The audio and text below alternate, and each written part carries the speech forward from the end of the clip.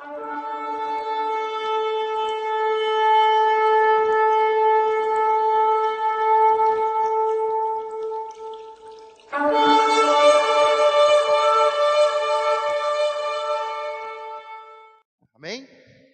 Nós vamos ver a 6ª semana da campanha Fogo Purificador. Diga, fogo purificador. Amém. Estamos indo para a reta final. Hoje é a 6ª, semana que vem nós vamos encerrar. Semana que vem tem a ceia. E hoje nós vamos falar sobre 3 fogueiras. Diga, 3 fogueiras. Amém? Em Mateus 24:12 diz que: e por se multiplicar a iniquidade, o amor de muitos esfriará. Diga, o amor de muitos esfriará. Abra sua Bíblia no livro de Lucas, capítulo 22. Vamos ler do 31 ao 34. Ao final toda a igreja diga amém. Pode continuar sentado, já fizemos a leitura. Livro de Lucas, capítulo 22, versículo 31.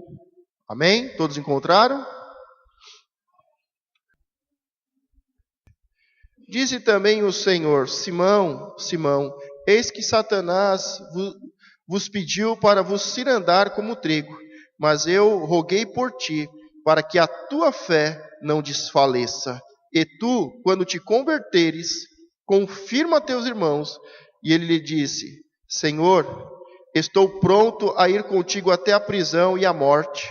Mas ele disse: digo-te, Pedro, que não cantará hoje o galo antes que 3 vezes negues que me conhece.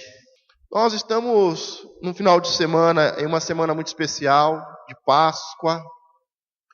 Eu queria que você fizesse um teste ao chegar em casa, para que a gente tivesse uma ideia de como nós estamos sendo doutrinados e o quanto nós conhecemos a palavra de Deus. Porque nós sabemos e temos a revelação quando a nossa família toda sabe o que é. Por isso eu gostaria que hoje, quando você chegasse em casa, você chegasse para o seu filho, não importa quantos anos ele tem, mas a Bíblia diz que nós temos que ensinar as crianças, para que quando ela cresça, ela não se desvie da verdade e do caminho do bem. Quando você chegar em casa hoje, chegue para o seu filho e pergunte para ele o que é Páscoa. Os nossos filhos, os nossos filhos, precisamos conhecer a doutrina de Cristo e a palavra de Deus que liberta e que cura. E nós sabemos que Páscoa significa passagem. Diga, passagem. E nós temos a primeira Páscoa quando o povo sai do Egito, da escravidão para a liberdade. E nós sabemos que Páscoa significa passagem, sair da morte e ir para a vida. Agora, chocolate é bom. Se você trouxe um para mim, não se acanhe. Eu gosto muito. Alguém aqui não gosta de chocolate? Não gosta? Meu Deus, vou orar por você no final. Porque não pode ser. Deve ser alguma coisa contrária, porque é muito bom. Chocolate não é bom? Branco, preto, seja do que for o chocolate, sendo chocolate. Eu nunca comi pizza de chocolate. Mas nós podemos comer chocolate? Podemos. Agora nós sabemos que Páscoa é passagem da escravidão para a liberdade, é passagem da morte para a vida, e é cordeiro, é ovelha. Jesus é o nosso cordeiro. Ele é o nosso cordeiro. Diz a lenda que não se pode comer carne nesses dias, mas a Bíblia nos instrui a comer carne. O povo teve que comer carne, ervas amargas. Então, Cristo é o nosso cordeiro, é a ovelha que morreu no nosso lugar para nos dar vida. Agora, e o coelho? O coelho, segundo as instruções bíblicas no Antigo Testamento, é um animal impuro. Pastor, mas não foi Deus que criou o coelho? Claro, foi Deus que criou. Só que hoje não é mais. Pode comer coelho, pastor? Pode. Só que no Antigo Testamento, o coelho era considerado um animal impuro. Não se podia comer coelho. Não se podia colocar um coelho dentro de casa. E nós vamos misturando as coisas. Tiramos o cordeiro e colocamos um coelho. Tiramos o pão, o vinho, a carne e colocamos o chocolate. E nós vamos crescendo sem verdadeiramente saber o que é a Páscoa, sem verdadeiramente sair para um processo de libertação, sem verdadeiramente estar em vida em Cristo Jesus. Por isso, eu creio que todos os adultos que estão aqui sabem que Páscoa é passagem, que não é coelho, mas é cordeiro. Jesus, ele se entregou como um cordeiro e ressuscitou como um leão para nos dar a vida. Mas a grande questão é, como diz em Deuteronômio, nós estamos ensinando os nossos filhos, porque é uma festa perpétua, é um princípio importante de libertação e de vida. E nesses dias, nós temos que aproveitar e ensinar os nossos filhos. Ensine o seu filho o que significa a Páscoa. Ensine que coelho é do mundo, que chocolate é para ganhar dinheiro, é para trocar presentes, mas que o verdadeiro significado da Páscoa, da passagem para a libertação e para a vida, é o Cordeiro, é Cristo que morreu no nosso lugar. Por isso, quando você chegar em casa, faça esse teste hoje. Porque pode ser que os nossos filhos não estejam sendo ensinados. E os nossos filhos, se não forem ensinados, eles vão se desviar do caminho do bem. O apóstolo ainda ministrou na sexta, falou assim, nós demoramos muito para ensinar os nossos filhos. Vamos ensinar com 15, 16 anos, e muitas vezes já é tarde, porque o traficante já ensinou, as pessoas malignas já ensinaram, e como nós lemos o texto, diz que nesses últimos dias, por causa da muita iniquidade, dos muitos pecados, a fé de muito, o amor de muito se esfriaria. E nós não podemos deixar que os nossos filhos vivam em ignorância e que eles não saibam o significado da Páscoa e que eles não sejam libertos e que eles não tenham vida em abundância. Por isso, chegue em casa e converse com os seus filhos. Doutrine os seus filhos. Ensine os seus filhos. A coisa mais importante que tem na sua vida é os seus filhos. A Bíblia chama de herança, de bênção, semente bendita. A pior coisa que tem para um pai é perder o seu filho. A coisa mais gratificante é ver o seu filho como uma semente bendita sendo espalhada e sendo bênção para todos. Por isso, aproveite a oportunidade. Compre chocolate.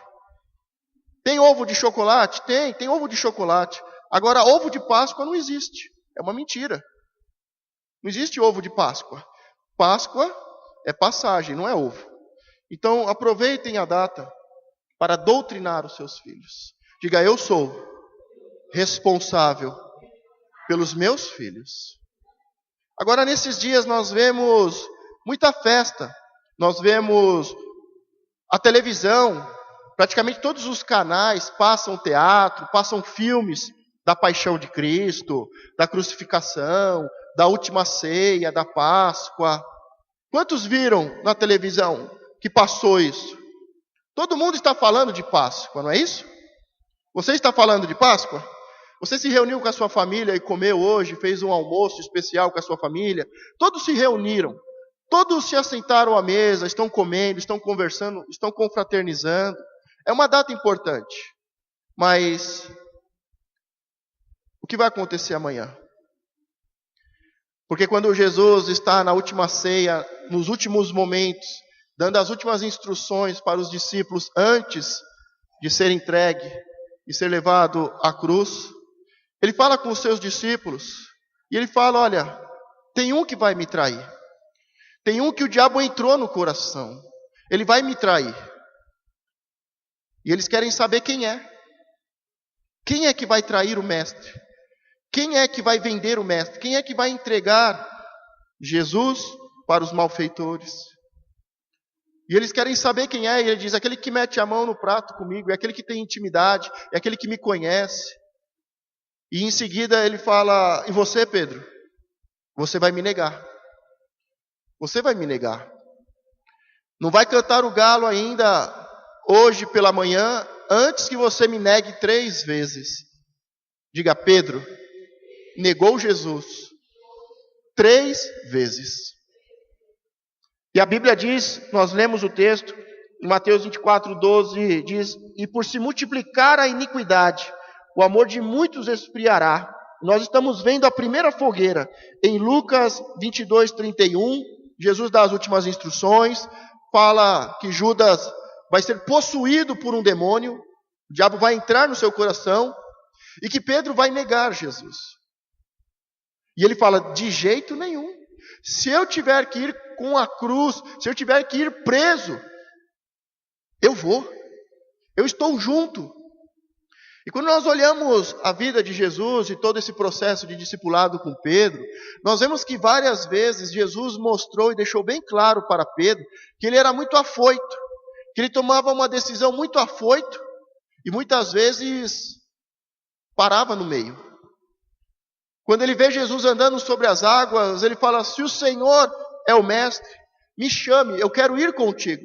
E ele começa a ir e em seguida ele começa a afundar.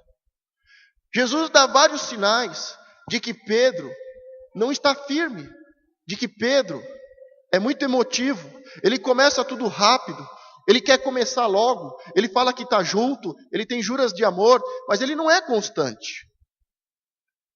Ele não consegue continuar, ele não consegue andar sobre as águas, ele não consegue caminhar com Jesus até o final, ele vai negar Jesus. Jesus deixa bem claro, Pedro, o diabo quer te cirandar, o diabo quer te derrubar, você está sem força, você não ora, você não tem buscado, o diabo quer te derrubar, Pedro. Não, hoje mesmo, se for necessário, eu vou para a cruz com o Senhor. E nós sabemos que Pedro vai negar Jesus 3 vezes. Diga, é a primeira fogueira.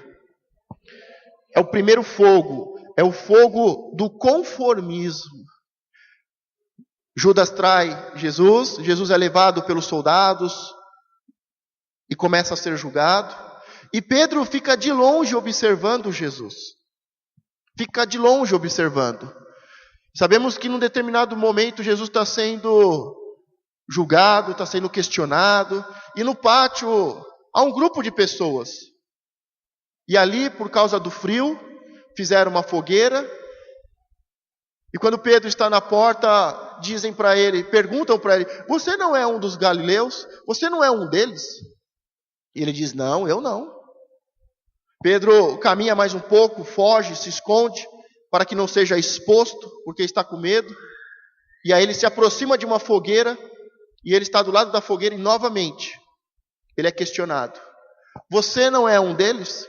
Você não anda com Jesus? Você não acredita nesse Jesus? E pela segunda vez ele nega, e a terceira vez ele nega, ele pragueja, ele xinga, ele esbraveja. Porque nesses dias, se nós não tomarmos cuidado, por causa dos muitos pecados, da forma que o mundo está vivendo, pai contra filho, filho contra pai, uma crise financeira, uma crise natural, tanta necessidade, tanta fome, tanta miséria, tanta corrupção, nesses dias em que há muito pecado, muita iniquidade, a nossa fé começa a esfriar, o nosso amor começa a esfriar, e a nossa tendência é ir para a fogueira do conformismo. Você é um deles? Eu sou de domingo à noite, eu sou um deles. De domingo à noite eu pego a minha Bíblia e eu sou um deles. Agora de semana não. Todos estão em Páscoa. Todos estão comemorando a Páscoa.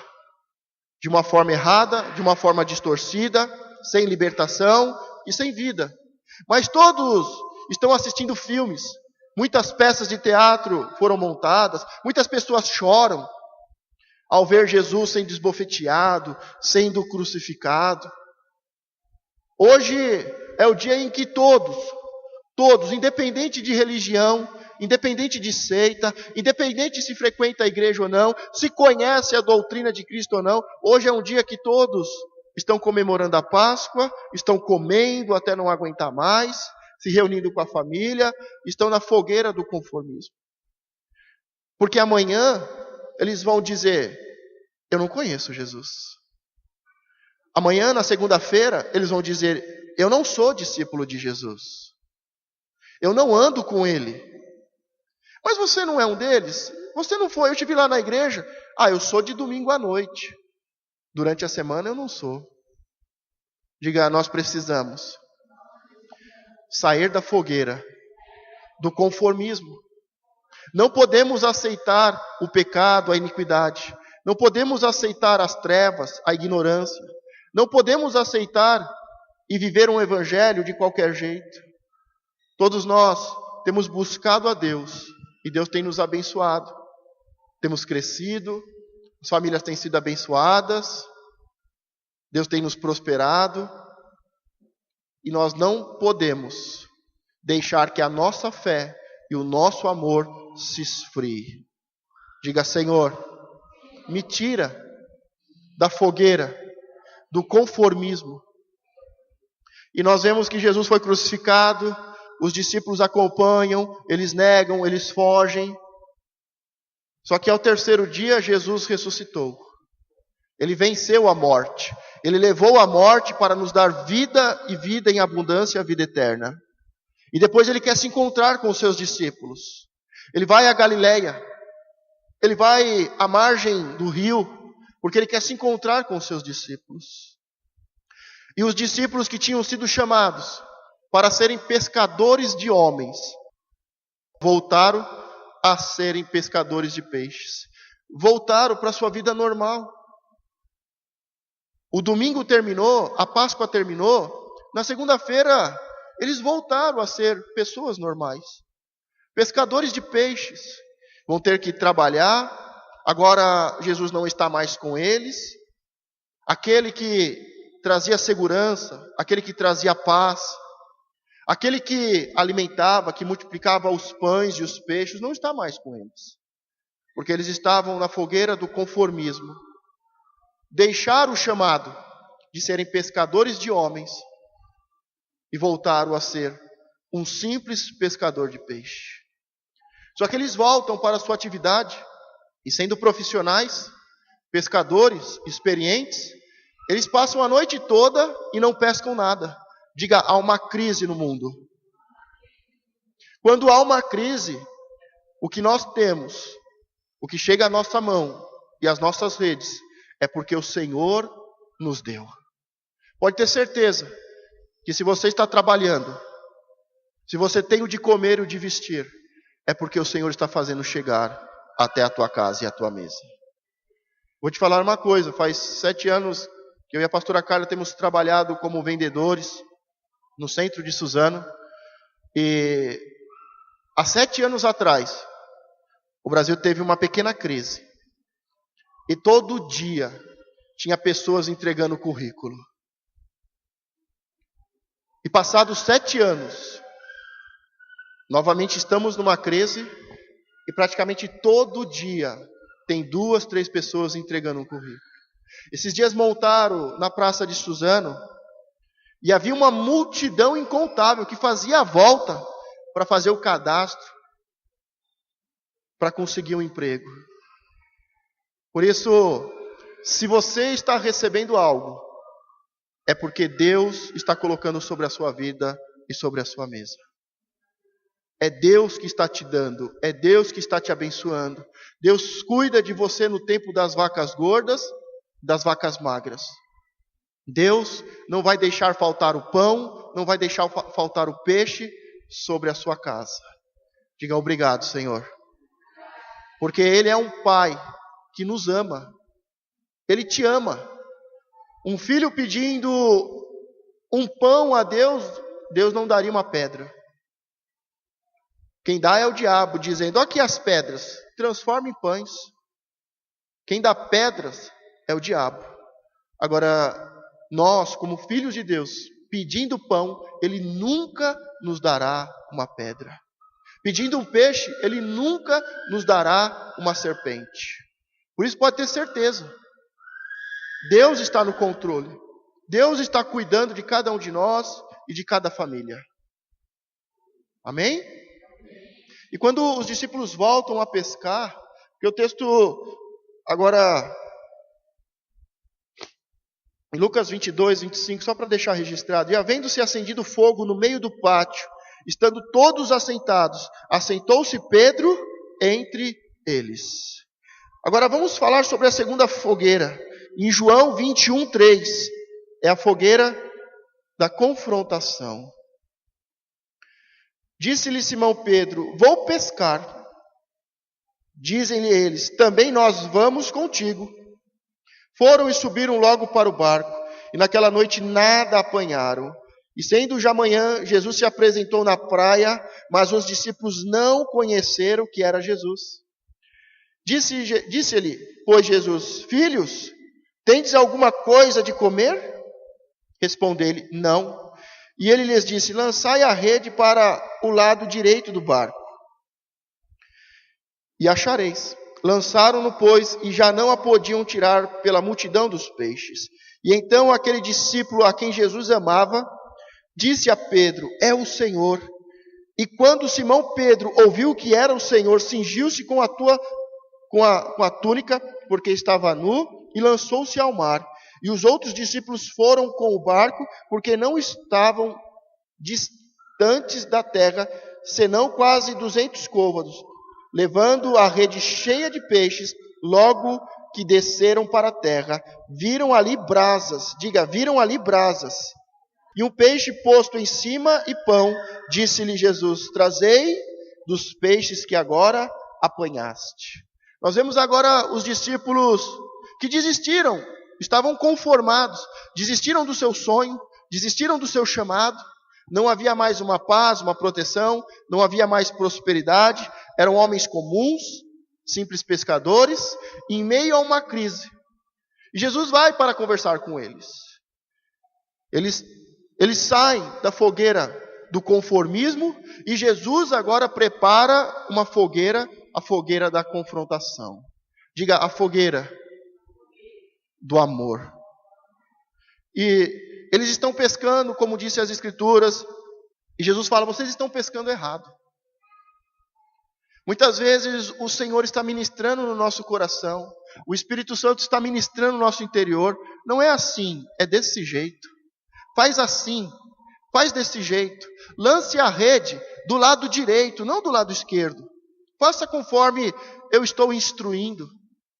E agora aqueles discípulos, cansados, não tinham pescado nada, não tinham nada para comer, e eles não conheceram Jesus.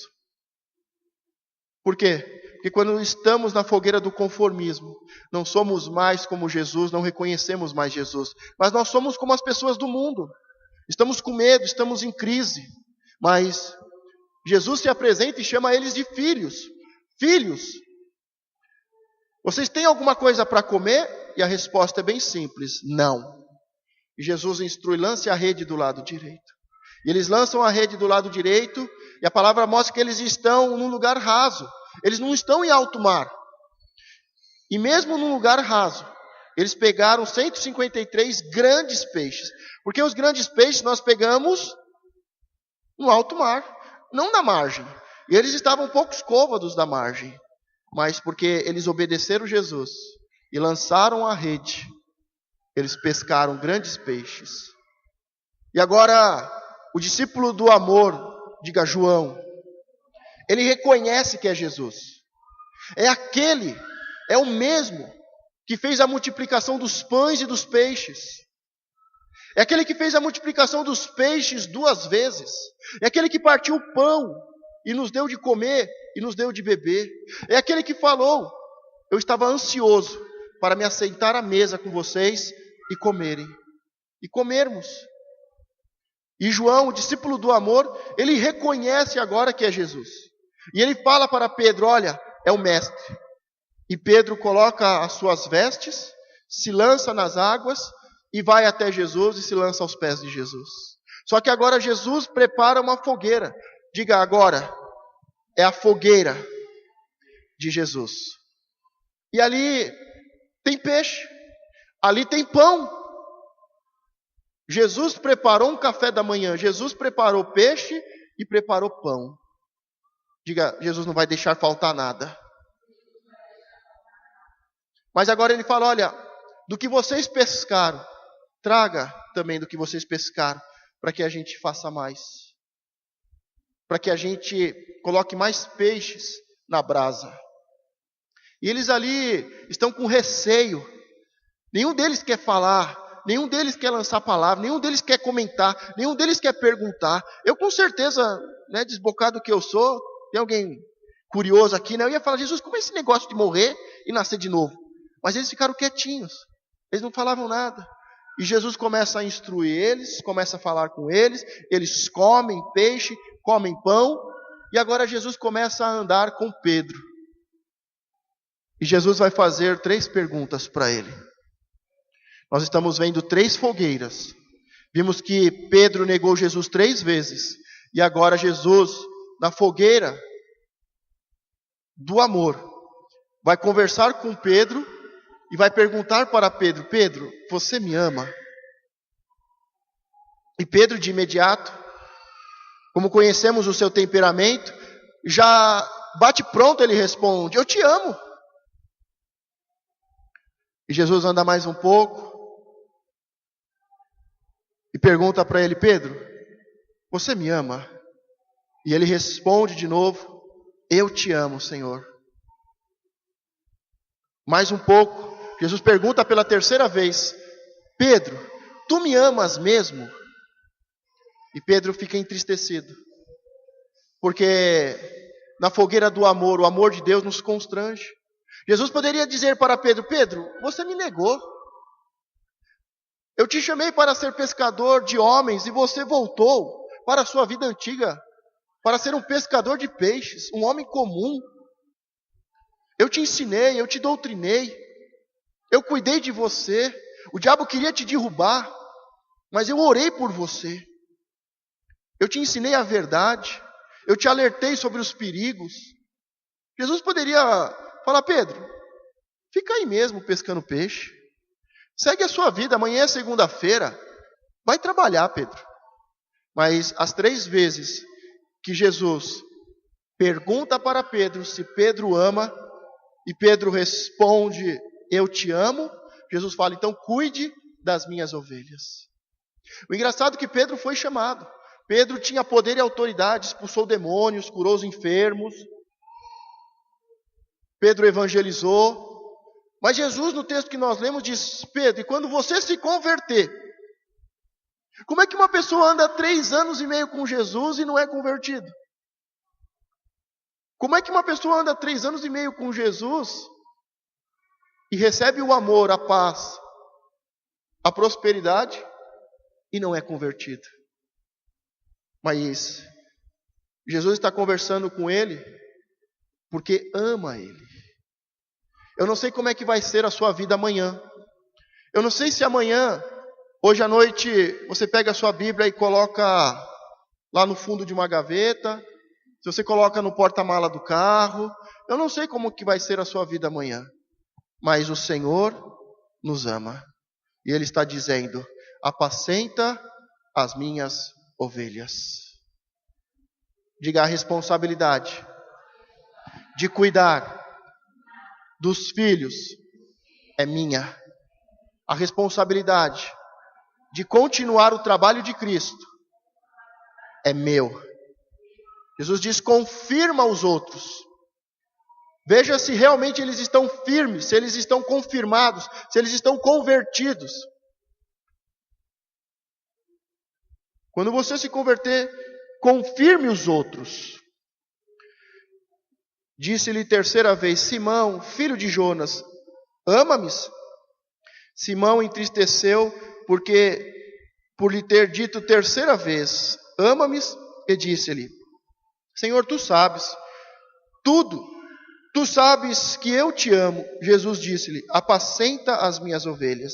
Na verdade te digo, que quando eras moço, te cingias a ti mesmo, e andavas para onde querias, mas quando já fores velho, estenderás as suas mãos, e outros te cingirá, e te levará para onde tu não queiras. E disse isto, significando com que morte havia ele de glorificar a Deus. E dito isso, disse-lhe: segue-me. Diga: segue-me. Jesus está chamando Pedro para segui-lo. Mas Pedro não seguiu ele 3 anos e meio, mas ainda não tinha terminado todo o processo. As pessoas muitas vezes querem vir para a igreja e elas colocam assim: em 1 ano a minha vida vai mudar. Jesus está dizendo para Pedro que a vida dele só vai mudar no final. Mas nós que somos mais inteligentes, nós podemos mudar mais rápido. Porque ele diz: hoje você é novo e você faz o que você quer, você vai para onde você quer. Mas quando você for de idade, outro te cingirá e te levará para onde você não quer ir. Nós temos que aprender a seguir pelo caminho de Cristo, pelo caminho da verdade que leva ao Pai. Não podemos mais dizer que estamos seguindo Jesus e seguindo qualquer caminho, fazendo o que nos dá na telha, do jeito que nós achamos melhor. Diga: eu não estou na fogueira do conformismo. Diga: eu não me conformo com este mundo. Diga: eu estou hoje na fogueira do amor. Você ama Jesus?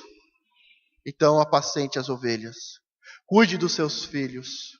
Você ama Jesus? Então cuide dos seus familiares, dos seus amigos. Você verdadeiramente me amas? Você ama Jesus? Então confirma aos outros. Seja um pescador de peixes. Não de peixes, mas um pescador de homens. Faça a obra de Deus. Cuide da sua casa com todo respeito, com todo temor. Não se canse, não se fadigue de ensinar os seus filhos. Eles demoram para aprender. Nós demoramos para aprender a palavra de Deus. Mas Ele nos ama e Ele não desiste de nós. Por mais que nos aquecemos na fogueira da conformidade, Ele nos ama. E Ele tem marcado o encontro na fogueira do amor para nos chamar e nos direcionar, dizendo: me segue. Continua me seguindo. Continua fazendo a minha obra. Agora, vamos para a terceira fogueira. Diga: a terceira fogueira. A fogueira do Espírito Santo. Nós estamos falando de Pedro, eu queria agora falar um pouco de Paulo. Paulo, ele é o apóstolo que não estava preso aos títulos. Ele não fez cursinho com Jesus. Ele não andou com Jesus 3 anos e meio. Ele não fez parte da escolinha e do discipulado de Jesus. Mas depois de uns anos da morte e ressurreição de Cristo, e dele ter subido aos céus, ele se apresenta a Paulo e o chama.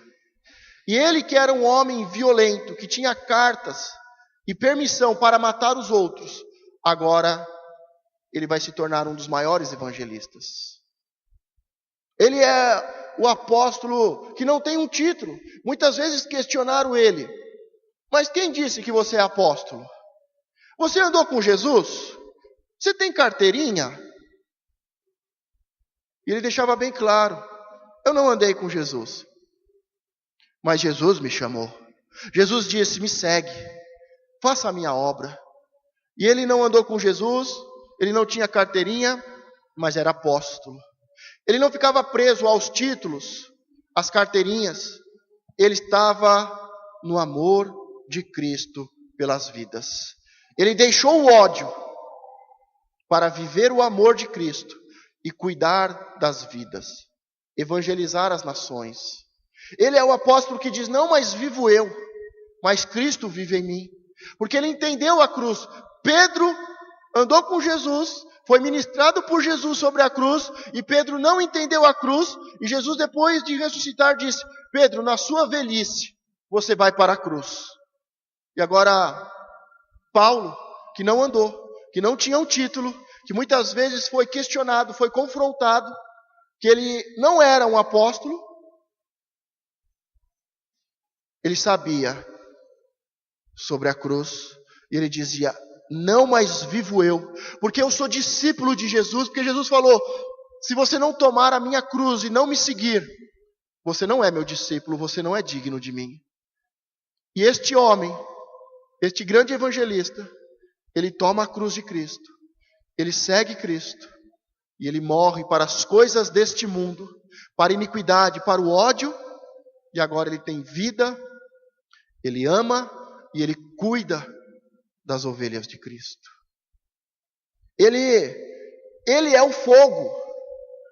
Como Jesus se apresentou, como o Senhor se apresentou em Êxodo, em meio a uma sarça ardente, ele se apresentou com um fogo vivo, com um fogo que não se apagava, com um fogo que vencia as dores, que vencia os confrontos, que vencia as afrontas, que vencia as dores físicas, as chicotadas. Ele venceu tudo, porque ele era fogo vivo. Nós estamos caminhando para recebermos o batismo com o Espírito Santo. O batismo com línguas de fogo, ministérios, dons, habilidades. Semana que vem nós vamos falar um pouco disso em uma visão pessoal. Mas nessa terceira fogueira, para nós terminarmos, eu queria falar sobre Pedro, sobre Paulo, em 1 Coríntios 12, 1. Acerca dos dons espirituais, não quero, irmãos, que sejais ignorantes. Diga 1 Coríntios. As cartas que ele escreve à igreja de Coríntios. Quando olhamos para a igreja de Coríntios com os olhos naturais, nós temos a tendência de achar que a igreja de Coríntios era uma igreja muito espiritual, muito avivada e que fazia a obra de Deus do jeito certo. Mas quando nós pegamos a carta do apóstolo, 1 Coríntios, 2 Coríntios, principalmente a 1 Coríntios, em Coríntios 12, 4, ele vai falar sobre a diversidade de dons, de ministérios, a diferença de uma pessoa para outra. E ele fala, mas o Espírito é o mesmo. Todos nós somos filhos de Deus e todos nós temos o mesmo Espírito. Por mais que sejamos diferentes, por mais que um foi chamado para apóstolo, outro para pastor, para evangelista, para mestre, outro com sinais de maravilhas e prodígios, outros para cura, outro com sabedoria e ciência, outro com o dom de socorro. Cada um foi chamado e tem um ministério e tem um dom para trabalhar dentro da igreja e fora da igreja. Mas quando nós olhamos para essa igreja, parece que é uma igreja perfeita, parece que é uma igreja espiritual, parece que as coisas estão indo muito bem. E por que nós estamos falando sobre isso na sexta semana? Porque nós somos uma igreja que vai receber o batismo com as línguas de fogo. E nós temos que saber que a igreja não é uma bagunça. E ele, no decorrer dos capítulos 12, ele traz várias instruções, porque a verdade é que aquela igreja, ela tinha sido batizada com fogo, mas ela não sabia usar os ministérios e os dons. Ela tinha sido batizada e tinha recebido os ministérios e os dons, mas havia muita divergência, havia muitas brigas, havia muita competição. Um achava que era melhor do que o outro, porque um prega é melhor do que o outro que ora, porque o que canta é melhor do que aquele que socorre, que evangeliza. Então ele vai decorrendo nos capítulos, e ele vai falando, nós somos um só corpo. Nós somos a noiva de Cristo, nós somos o corpo de Cristo. Por mais que há diferenças de ministérios e de dons, o Espírito é o mesmo. Ora, há diversidade de dons, mas o Espírito é o mesmo. E há diversidade de ministérios, mas o Senhor é o mesmo. E há diversidade de operações, mas é o mesmo Deus que opera tudo em todos. Mas a manifestação do Espírito é dada a cada um, para o que for útil. Porque a um pelo Espírito é dada a palavra de sabedoria, e a outro pelo Espírito a palavra de ciência, e a outro pelo mesmo Espírito a fé, e a outro pelo mesmo Espírito os dons de curar, e a outra a operação de maravilhas, e a outra a profecia, e a outros o dom de discernir os espíritos, e a outro a variedade de línguas, e a outros a interpretação das línguas. Mas um só é o mesmo Espírito, opera todas estas coisas, repartindo particularmente a cada um como quer. Porque assim como o corpo é um, e também muitos membros, e todos os membros sendo muitos, são um só corpo, assim é Cristo também. Pois todos nós fomos batizados em um Espírito, formando um corpo, quer judeu, quer grego, quer servo, quer livre, e todos temos bebido de um Espírito. Então ele fala de vários ministérios de dons, e as formas que estas coisas, que esses ministérios de dons operam. Mas ele diz, nós somos um só corpo e temos o mesmo Espírito. Há diversidade de membros no corpo, mas o corpo é um só. Em 1 Coríntios 12, 28, e a um pôs Deus na igreja, primeiramente apóstolos, em segundo lugar profetas, em terceiro doutores, depois milagres, depois dons de curar, socorros, governo, variedade de língua. Porventura não são todos apóstolos? São todos profetas? São todos doutores? São todos operadores de milagres? Têm todos o dom de curar? Falam todos línguas e interpretam todos? Ele está falando, não são todos iguais. Todos não são apóstolos. Todos não falam em línguas. Não é todos que profetizam, mas todos nós temos o mesmo Espírito, o Espírito Santo. Amém? 1 Coríntios 12, 31. Portanto, procurai com zelo os melhores dons, e eu vos mostrarei um caminho mais excelente. Diga, procurai com zelo os melhores dons. Nós começamos vendo o texto em 1 Coríntios 12, 1, e ele diz, acerca dos dons espirituais, não quero, irmãos, que sejais ignorantes, que não saibam nada. Ele não está falando que você seja ignorante, no sentido de estar te menosprezando ou estar te xingando. Mas ele está falando, eu não quero que vocês sejam ignorantes. Ou seja, que vocês não saibam nada sobre o Espírito. Que vocês não saibam nada sobre os ministérios e os dons. Diga, eu preciso saber. E agora em Coríntios 31 ele diz, procurai. Portanto, procurai com zelo os melhores dons. E eu vos mostrarei o caminho mais excelente. Agora, quais são os melhores dons? Quais são os dons que nós temos que procurar? Porque há muitos ministérios e há muitos dons. Quais são os dons que nós temos que procurar? Quais são os mais excelentes? Procurai com zelo os melhores dons. Existem alguns dons que nós devemos procurar com mais força, com mais intensidade. Quais são esses dons? E no texto ele vai continuar e ele vai falar sobre profetizar e orar em línguas. E ele fala, olha, tudo que fizer, faça com ordem, faça com decência. Imagine nós aqui começarmos a orar todo mundo em língua. Vai virar uma bagunça, ninguém vai entender nada. E a palavra diz que quem ora em línguas edifica a si mesmo, edifica a sua alma. Agora imagine se todos nós começarmos a orar em língua. Ninguém vai entender nada, vai ser um barulho, vai ser como o sino que bate, e nós não entendemos nada. Então ele fala, se for orar em línguas, ore 2 ou 3, e outro interprete. Mas se não tem quem interprete, ore você com Deus. Quando for profetizar, que profetize 2 ou 3 de cada vez, para não virar uma bagunça. E toda profecia tem que ser julgada. Então ele vai ensinando sobre os ministérios e os dons. Ele vai falando de procurar com zelo os melhores dons.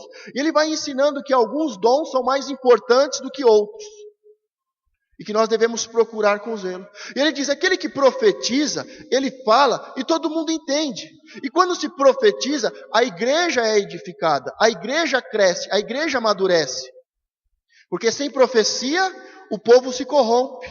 Mas, quando se ora em línguas, ninguém entende, a não ser que alguém interprete.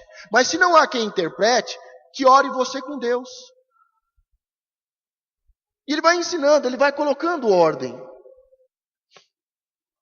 Quando nós vemos no meio desse texto, em 1 Coríntios 13:1, é um dos textos mais conhecidos que ele vai falar sobre o amor.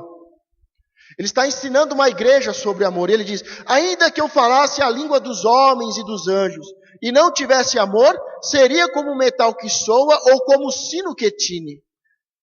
Ainda que tivesse o dom de profecia e conhecesse todos os mistérios e toda a ciência, e ainda que tivesse toda a fé, de maneira tal que transportasse os montes, e não tivesse amor, nada seria. E ainda que distribuísse toda a minha fortuna para sustentar os pobres, e ainda que entregasse o meu corpo para ser queimado, e não tivesse amor, nada disso me aproveitaria. O amor é sofredor, é benigno, o amor não é invejoso, o amor não trata com leviandade, não se ensoberbece, não se porta com indecência, não busca os seus interesses, não se irrita, não suspeita mal, não fala com injustiça, mas folga com a verdade. Tudo sofre, tudo crê, tudo espera, tudo suporta. O amor nunca falha, mas havendo profecias, serão aniquiladas. Havendo línguas, cessarão. Havendo ciência, desaparecerão. Porque em parte conhecemos e em parte profetizamos. Mas quando vier o que é perfeito e não o que é, em parte será aniquilado. Quando eu era menino, falava como menino, sentia como menino, discorria como menino. Mas logo que cheguei a ser homem, acabei com as coisas de menino. Porque agora vemos por espelho e enigma, mas então veremos face a face. Agora, conheço em parte, mas não conhecerei como também sou conhecido. E para terminar esse poema tão bonito, agora, pois, permanece a fé, a esperança e o amor. Diga, permanece a fé, a esperança e o amor. Estes três, mas o maior destes é o amor. Você ama Jesus? O principal dom é o dom de profetizar, para que o povo não se corrompa, para a igreja ser edificada. Se for orar em línguas e não há quem interprete, ele fala: esteja calado na igreja. Tudo decentemente e com ordem. E no capítulo 15 de 1 Coríntios 12, não há ressurreição de mortos? Ora, se prega que Cristo ressuscitou dentre os mortos, como dizem alguns dentre vós que não há ressurreição de mortos? Você vê que a igreja, ela tinha anulado a morte e a ressurreição de Cristo. Parece uma igreja boa, parece uma igreja avivada, uma igreja que recebeu o batismo com as línguas de fogo, uma igreja com muitos ministérios e muitos dons, mas uma igreja que aos olhos naturais era uma igreja avivada. Oravam, falavam em línguas, profetizavam, mas era tudo junto, era uma bagunça. E ele ensina sobre ministérios e dons. Não seja ignorante. Busque com zelo os melhores dons. A igreja tem que ser uma igreja com ordem, com respeito, com temor. Mas, no meio de tudo isso, está o texto que fala sobre o amor.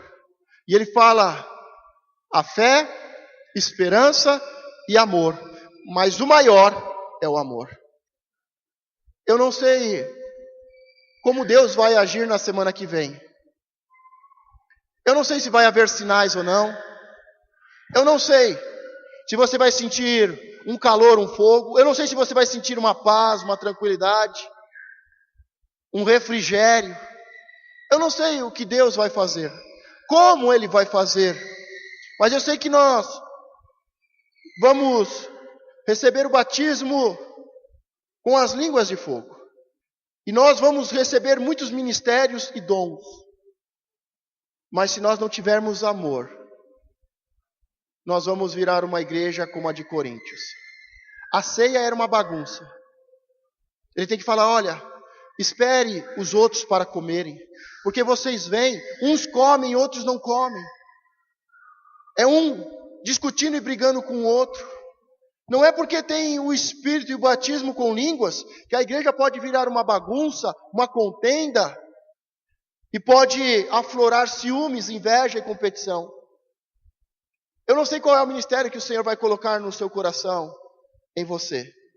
Eu não sei se é apóstolo, se é profeta, se é evangelista, se é mestre. Eu não sei qual é o dom, se é o dom de cura, o dom para expulsar demônios, o dom para evangelizar, orar. Eu não sei o que Deus vai te dar. Mas Ele fala, busque com zelo os melhores dons. E Ele está deixando bem claro, 3 fogueiras. 3 fogueiras.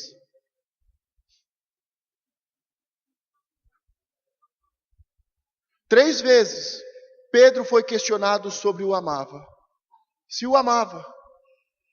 Entre a fé, a esperança e o amor, os 3, o maior é o amor. Ele está falando, olha, vocês receberam ministérios e dons, e use de uma forma inteligente. Use de uma forma que a igreja seja edificada. E não que caia na mesmice e nas competições. Use o ministério que Deus vai te dar, o dom que Deus vai te dar, com ousadia, com força. Ele vai estar sobre nós, Ele nos dá. Ele vai nos dar ministérios e dons de socorro, de ajuda, de ciência, de oração, de evangelismo, de intercessão. Deus vai levantar profetas, apóstolos. Se preocupe com os títulos. Se preocupe com os títulos. Nós estamos aprendendo com o maior dos apóstolos. O novo evangelho, o Novo Testamento, praticamente ele escreveu quase que todo, porque ele entendeu o que era morrer para o mundo. Ele entendeu o que era tomar a cruz, seguir Jesus e dizer, não mais vivo eu, mas Cristo vive em mim. Eu tenho as marcas da cruz. Eu deixei de ser o perseguidor, o assassino, para dar a minha vida pelas pessoas. Não há crise, não há chuva, não há doença, não há perseguição, não há afronta. Não adianta dizer que eu não sou apóstolo, não adianta dizer que eu não sou, que eu não faço, que eu tenho que parar, porque há um amor, há um fogo queimando dentro de mim, que está acima de todos os ministérios e dons, que é o amor. Se coloque de pé. Senhor, meu Deus, nós estamos indo na reta final, meu Pai. E nesta noite, desta campanha, esta sexta semana de fogo purificador, o Senhor falou ao nosso coração sobre 3 fogueiras. O Senhor tem nos chamado para não sermos ignorantes acerca dos ministérios e dons. O Senhor tem nos levado a pedir com zelo os melhores dons. Meu Pai, eu sei que todos os dons, ministérios são importantes, mas o Senhor que é Espírito e que é vida, o Senhor que reparte, o Senhor que dá a cada um de nós e a sua igreja, o Senhor sabe do que precisamos. O Senhor sabe que precisamos, meu Pai, ser um povo de oração. Por isso eu te peço, meu Pai, faça de nós um povo de oração, de intercessão, um povo que entra em guerras por aquele que está nas mãos de Satanás. Senhor, nós precisamos de homens e mulheres, de profetas, porque sem profecia o povo se corrompe. Meu Pai, levanta profetas, pessoas que revelam a Tua palavra.